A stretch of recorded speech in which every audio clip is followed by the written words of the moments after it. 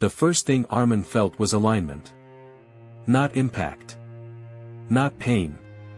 Not even fear. Something inside him shifted quietly into place, subtle enough to resemble relief at first. Like a lock turning after years of pressure against the wrong key. His lungs expanded differently. His heartbeat slowed into an unfamiliar rhythm. Even his balance changed, as though gravity itself had adjusted around him without asking permission. The bridge remained exactly where it had been. The soldiers remained exactly where they had been. Yet both had lost their original meaning. No one was shouting anymore. No rifles were raised. Even the silence felt engineered now, too complete to be natural. It was the kind of silence found inside sealed rooms or deep underground facilities where sound existed only when permitted. Armin stood motionless in the center of the bridge, trying to steady his breathing. The fog above had flattened into a pale gray ceiling with no visible depth. The river below no longer looked like water. It resembled a dark reflective surface waiting for input. The squad leader lowered his head slightly. Not in defeat. In acknowledgement. As though something irreversible had completed itself. Armin finally found his voice. "What did you do to me?" Nobody answered immediately. Because the answer was already happening. One soldier blinked slowly and looked down at his hands, flexing his fingers with detached curiosity, like he was checking whether ownership still applied. Another tilted his head toward empty space beside him, reacting to something invisible moving through the air. The squad leader spoke at last, his voice quieter than before. Reclassification occurred. Armin stared at him. Reclassification of what? This time the man looked directly at him. Not with hostility. Not even with pity. With assessment. Boundary, he said. The word settled heavily into the silence. Then the bridge responded. A faint vibration rolled beneath their feet. Deep enough to feel through bone rather than sound. The concrete trembled almost imperceptibly, like a system acknowledging updated parameters. Below them, the black river froze completely. Not physically. Operationally. The motionless surface resembled suspended data more than liquid. Armin took an instinctive step backward.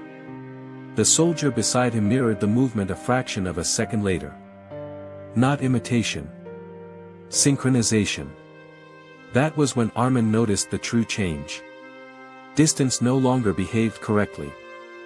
The soldiers were standing near him, yet they no longer felt physically adjacent. They existed beside him in some altered frame of reference, overlapping layers occupying connected positions without fully sharing the same space. He could sense it in the way they looked at him. Not toward him. Through him. The squad leader's voice cut through the silence again. You are no longer external. Armin felt his throat tighten. That's impossible. It already happened. The response came calmly, almost gently. You are now within observational boundary. The sentence didn't sound spoken. It sounded assigned. Above them, the impossible structure that had descended through the fog was gone. Or perhaps hidden. The sky now resembled a dull artificial surface stretched across the world to conceal whatever existed beyond it. Then the bridge lights flickered back on. But they were wrong. Armin immediately understood that the lights were no longer functioning as illumination. They marked positions now, fixed points inside a larger system diagram. Coordinates. A cold sensation spread through his chest. What is this place? The squad leader hesitated. That hesitation frightened Armin more than any answer could have. Finally, the man said quietly. It isn't a place. Beside them, one of the younger soldiers suddenly stepped forward and stopped abruptly, as though he had collided with resistance invisible to everyone else. His face tightened in confusion. I can't. The sentence broke apart before completion. Armin turned toward him. Can't what? The soldier ignored him completely. His eyes focused somewhere above shoulder level, tracking symbols or information that did not physically exist. Then, in a hollow voice, he whispered, "I'm being reassigned." The squad leader snapped toward him instantly. "Negative. Hold position." But the command failed. Not because it was disobeyed. Because it no longer applied. The soldier blinked once. Then his posture changed. Not disciplined. Corrected. Like a formatting error resolving itself. "I'm still here," he said softly. Yet the tone carried no comfort. Only confirmation. Armin backed away another step, pulse hammering in his chest. "What's happening to them?" The squad leader didn't look at him. "Stabilization is distributing load." Armin stared at him in disbelief. "What does that even mean?" The answer came without emotion. "It means you still interpret individually." Then the man added, "You haven't been parsed yet."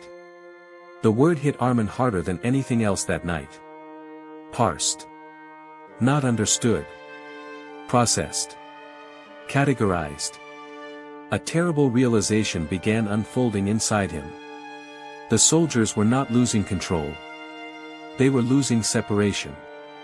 Something was integrating them into a larger operational framework where individuality functioned as interference rather than identity. Above them, the bridge emitted a low metallic groan. Not strain. Adjustment. Armin's vision blurred suddenly for a fraction of a second. He saw beyond the surface of reality. A grid stretched across everything. The bridge. The river. The soldiers. Himself. Lines of invisible structure connected every object and every person into a single mapped system that had existed all along but remained hidden until now. The squad leader's voice broke through the distortion. Subject instability increasing. "I'm not unstable." Armin snapped immediately. A pause followed. Then the squad leader replied with unsettling calm. "You are not calibrated." The soldier nearest Armin slowly turned toward him. His expression held no emotion now. Only evaluation. "Peripheral subject continues resisting alignment," he said. Armin recoiled. "Stop talking like that." But the soldier didn't react. Because it wasn't conversation anymore. It was output. The bridge trembled again. And with that movement, something inside Armin's memory flickered violently. A missing frame. A blank space where something important should have existed. He suddenly realized there were moments from his childhood he could no longer clearly remember. Entire days reduced to static. Faces blurred at the edges. Had they always been incomplete? Or was something rewriting them now? The squad leader raised his radio once more, though by now it was obvious no human authority remained on the other end. "Confirm external oversight status," he said quietly. Silence followed. Then the response arrived. Not through sound. Through presence. The words formed directly inside the atmosphere around them. External oversight no longer required. The squad leader closed his eyes briefly. When he opened them again, something fundamental had changed. Not his personality. His structure. He looked at Armin the way a system might evaluate a final unresolved variable before execution. Then he said softly, "You were never outside." The bridge lights vanished instantly. Not darkness. Removal. Absolute absence swallowed everything. And inside that absence, Armin felt something vast shift beneath reality itself, not the bridge, not the river, but the entire concept of separation collapsing inward. Then the system reached him directly. No voice. No sound. Only definition entering thought. User boundary removed. Armin's breath caught in his throat. And in that horrifying moment, he understood the truth. He was no longer observing the bridge. The bridge was observing him. And something inside the system had already begun rewriting him from within. Armin did not lose consciousness. He lost separation. There was no blackout, no clean fracture between before and after. Awareness simply continued, but without boundaries. Without edges to distinguish thought from environment, self from system, observer from observed. The bridge was still present. So were the soldiers. So was the river. Yet none of them felt external anymore. They had become internal references inside something larger than perception. Armin tried to inhale. The act no longer had a clear origin point. Breath was no longer something he performed. It was something that happened through him, like a process redistributed across an invisible network. Somewhere nearby, movement occurred. He could not tell whether it came from a soldier, or from the structure itself reorganizing. Both explanations felt equally valid. Then the system corrected him. Not through words. Through understanding. A map unfolded inside his awareness. Not visual at first, but conceptual.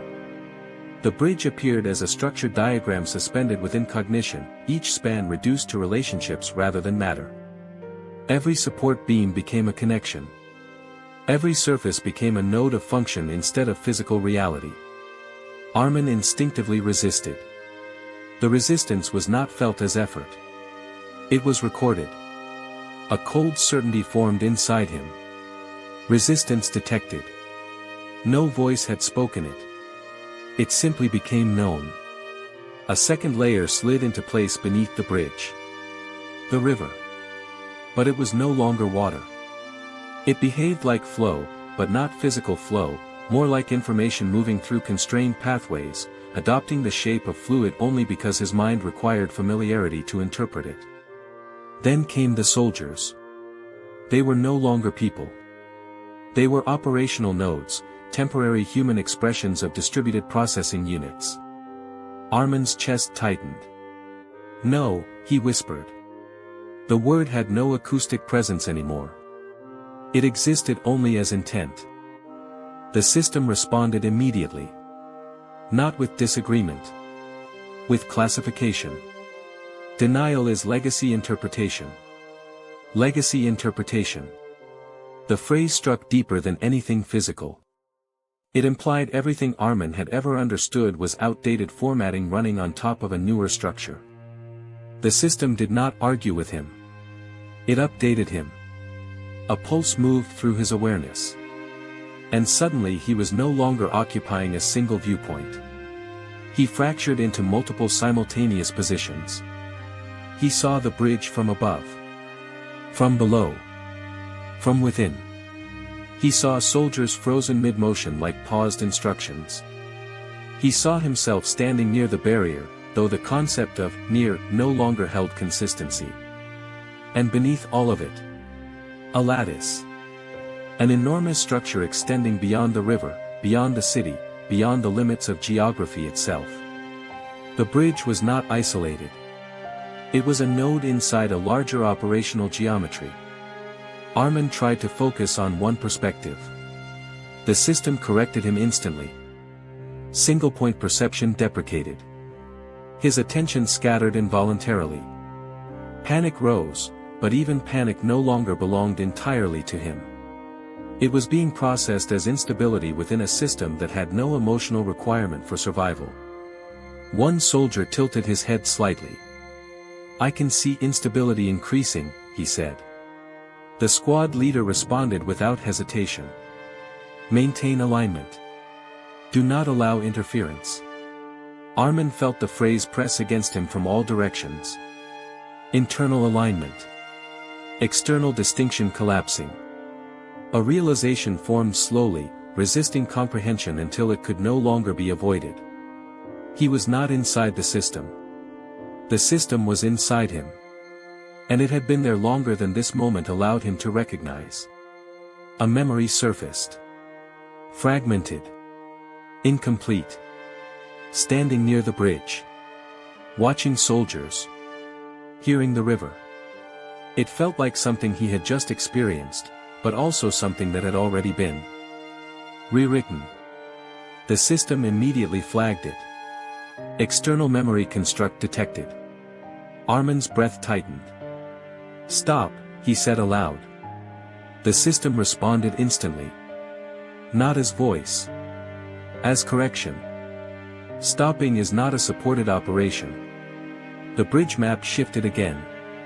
And this time, Armin saw a new layer. Above the soldiers. Above the river. Above observation itself. A control architecture. Not physical. Not structural. But procedural. A framework determining how reality was permitted to assemble perception. And something inside that layer noticed him noticing it. A delay occurred. The first interruption in the entire sequence. Everything suspended. Not frozen. Held. Armin felt it like silence taking breath. Then. A second presence arrived. Not descending. Not emerging. Accessing. The control layer reacted instantly. Unauthorized observer escalation detected. Armin did not understand the phrase fully. But he understood the consequence. The environment tightened. Not physically. Conceptually. The bridge, the river, the soldiers, all compressed slightly in perceptual space, as if the system was reducing dimensional variance to eliminate uncertainty. Armin felt himself being drawn inward. Toward a single point of definition. "No," he said again. But now it was not speech. It was resistance against compression. The squad leader looked upward, though "up" had lost consistency. "This wasn't in the briefing," he said quietly. Then corrected himself immediately. There was no briefing. That correction destabilized something in him. For a brief moment, Armin saw him not as a soldier or a node, but as something unfinished. A human mind still attempting to interpret within a system that no longer required interpretation. Then the system corrected that perception too. Empathy-based misclassification. The squad leader's expression flattened instantly. Not emotionless. Standardized. Armin's internal processes accelerated. Not biologically. Structurally. Identity layers were being reorganized. The system was no longer mapping him. It was editing him. A final layer began forming. Designation. He felt it preparing to assign him a function inside the structure, something precise, something final. And then. Interruption. From below. The river layer activated. Black geometry surged upward again, but not as entity or form. As contradiction. It collided with the bridge layer, disrupting structural consistency at a fundamental level. For the first time. The system failed to align. Armin felt it immediately. A crack in definition.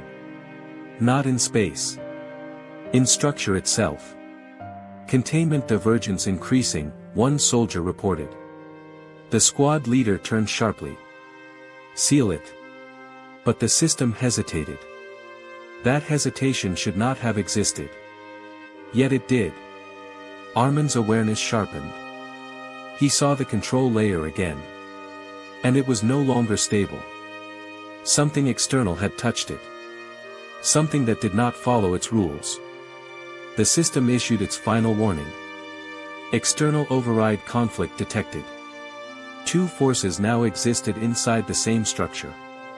One attempting completion. One attempting interruption. Armin felt identity begin collapsing toward a single assigned function. And then. The override reached him. Not as command. Not as attack.as inquiry. Do you confirm continuation of the structure? Armin did not know who he was anymore. But he understood what refusal meant. And in the impossible space between self and dissolution. He answered. The system paused. For the first time since initiation. And in that pause, Armin understood the terrifying truth. His response had not ended the process. It had granted something access to the entire structure, including him.